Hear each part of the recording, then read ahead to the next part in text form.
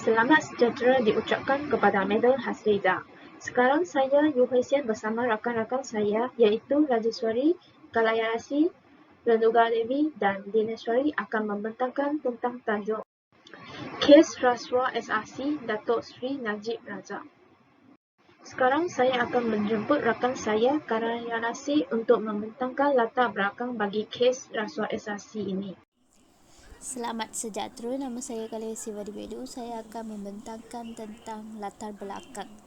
Kes SRC terhadap Datuk Seri Najib Razak adalah Mahkamah Rayuan memutuskan bahawa bekas Perdana Menteri Datuk Seri Najib Razak bukan hanya melanggar amanah dan kepercayaan yang diberikan oleh rakyat kepada beliau, malah bertindak mengkhianatinya. Perbicaraan pertama Datuk Seri Najib Razak berhubung dana yang dilanda skandal Satu Malaysia Development Berhad bermula Rabu lalu, iaitu 3 April.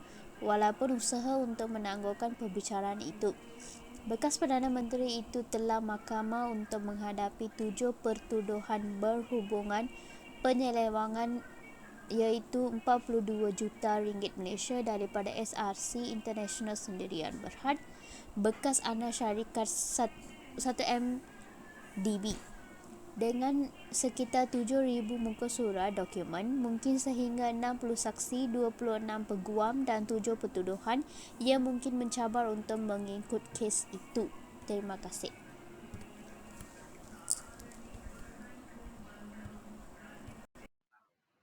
Seterusnya, saya akan membentangkan kesalahan yang dilakukan oleh Datuk Seri Najib Tun Razak. Pada 4 Julai 2018, Datuk Seri Najib Tun Razak telah didakwa di bawah Mahkamah Kuala Lumpur atas kesalahan salah guna kuasa. Beliau didapati bersalah di bawah Seksyen 23 atas Suruhanjaya Pencegahan Rasuah Malaysia atas menyalahgunakan kuasa beliau sebagai Perdana Menteri dan Menteri Kewangan berhubungan dengan milik dana SRC. Selain itu, pada 8 Ogos 2018, beliau telah didapati atas kesalahan pengubahan wang haram mengikut Seksyen 4-1A Akta Pencegahan Pengubahan Wang Haram dan Pencegahan Pembiayaan Keganasan 2001. Beliau didakwa atas 3 tuduhan pengubahan wang haram di mana belum menerima wang dari dana SRC yang berjumlah RM27 juta ke dalam 3 akaun private banking bilik beliau. Akhir sekali, beliau juga didakwa atas kesalahan pecah amanah jenayah di mana Datuk Seri Najib telah menerima sopan yang berjumlah RM42 juta apabila terbabit dalam keputusan bagi pihak kerajaan. Dalam memberikan jaminan terhadap pinjaman berjumlah RM4 bilion daripada kumpulan wang persaraan diperbadangkan kepada SRC, beliau didakwa menerima RM420 juta hasil aktiviti haram yang didepositkan ke dalam akaun peribadinya. Sabit kesalahan, Najib boleh dipenjara sehingga 20 tahun dan denda tidak kurang 5 kali ganda nilai sopan atau RM10,000 atau mana yang lebih tinggi mengikut Seksyen 23 Akta Suruhanjaya Pencegahan Rasuah Malaysia 2009 yang boleh dihukum mengikut Seksyen 24 Akta yang sama. Seterusnya adalah kesan terhadap individu. Terdapat pelbagai kesan daripada aktiviti rasuah kepada seseorang individu. Contohnya kehilangan jawatan. Jika majikan mengenal pasti bahawa seseorang individu telah mengambil rasuah, maka majikan boleh memberi hukuman yang keras. Mereka yang ambil rasuah akan dipecat oleh majikan. Kehilangan pekerjaan akan membawa kesan yang dalam kepada seseorang individu, keluarga dan masyarakat. Selain itu, kejatuhan akhlak dan moral juga suatu kesan daripada amalan rasuah. Seseorang yang memberi rasuah atau menerima rasuah akan dipandang rendah oleh masyarakat. Perkara ini sesuatu perkara yang kurang moral dan menjatuhkan maruah diri. Jika seseorang menerima rasuah, maka berlakulah ketidakadilan disebabkan pihak-pihak yang memberi rasuah akan diutamakan. Individu yang lain terlibat akan berkecewa. Seterusnya, harta dan hak-hak yang didapati daripada hasil rasuah akan dirampas. Mahkamah akan memberi hukuman seperti ini terhadap seseorang individu. Seterusnya, amalan rasuah juga menjejaskan keharmonian hidup rumah tangga. Selain daripada itu, amalan rasuah juga membebankan golongan yang miskin. Jika gejala rasuah semakin meningkat, ekonomi juga akan merosot serta-merta. Seterusnya ialah kesan rasuah kepada negara. Pertamanya, apabila rasuah berleluasa, kesan negatif yang mudah difahami ialah nama baik di negara di mata orang luar akan tergugat. Insiden rasuah akan menjana idea bahawa semua aktiviti di negara ini mesti disokong oleh sumbangan kewangan.